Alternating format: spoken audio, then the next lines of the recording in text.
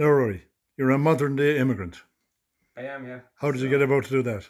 Um, well, I've lived abroad for about the last 20 years. So I guess it's surprising from a coming from a family where when we were young we didn't ever go on say foreign holidays. And my both my parents didn't weren't say active travelers.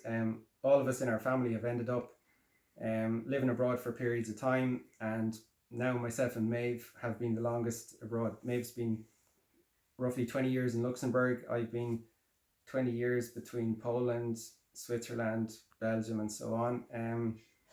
Work has taken me abroad, and What is the work you do? so I'm an engineer by background. The last 10 or so years, I've worked a lot in medical devices, so What kind of an engineer would you be? electronic. Electronic, okay.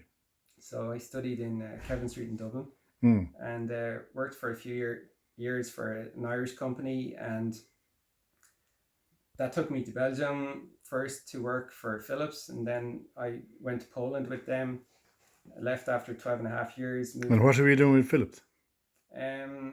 In the first period of time in 97, 98, I worked for them in Hasselton, Belgium, in their consumer factory, so designing set-top boxes that were being produced there. Mm-hmm.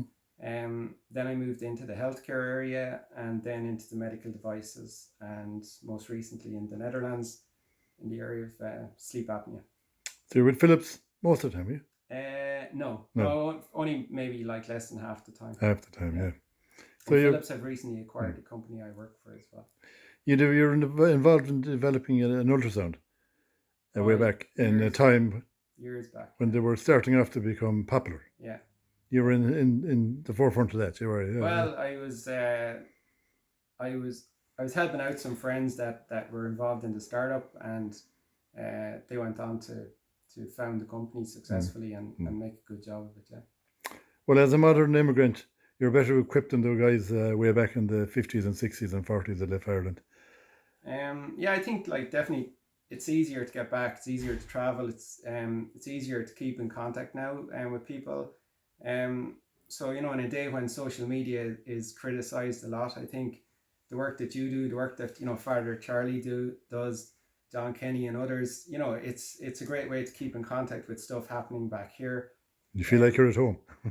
You do, and you'd always, sometimes I might find out about stuff happening in Westport before even Mum would do, because Father Charlie would have put up something that something was happening in Westport or whatever, and that's important. It's good to keep a connection back home.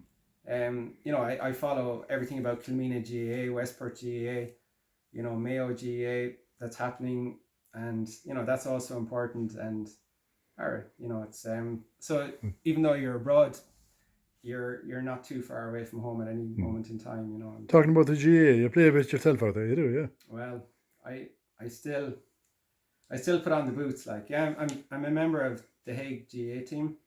So and you have been in other ones, have you? Yeah, I've played for Belgium, Geneva, the Hague.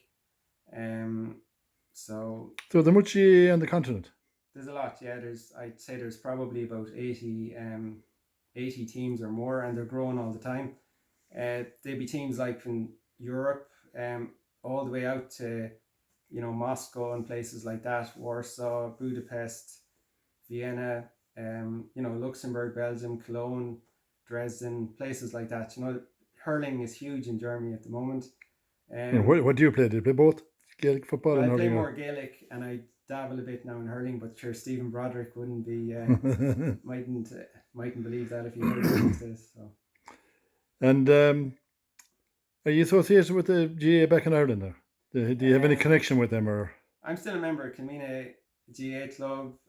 Still a member of. But the European teams, would they be affiliated to them, or? Like the European Gaelic is part of the whole GAA network.